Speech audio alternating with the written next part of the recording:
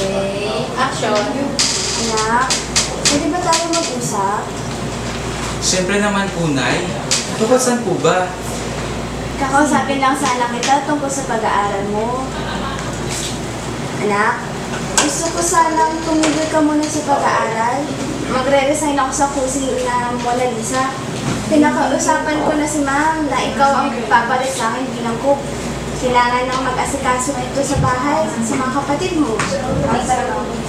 Si Mama naman nagbibiro. Dala lang po yan ng pagod at puyat. Pahinga ng katapat niyan, Nay. Graduating na rin po ako. Diba sabi niyo ni Papa, dapat makagraduate.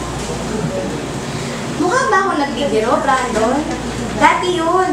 Iba na ang sitwasyon ngayon. Wala na ang papa mo.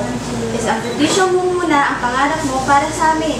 Isipin mo na lang kinabukasan ng mga kapatid mo. Paano na sila? Bakit kasalanan ko po ba mga nangyari? Bakit ako kailangang magsakripisyo? Mahirap itapon ang mga pinaghirapan ko, Nay. Kaya huwag kayong aasa na lahat ng gusto niyo susundin Yan ba ko. ang natutunan mo sa Manila? Yung sweldo ng papa mo?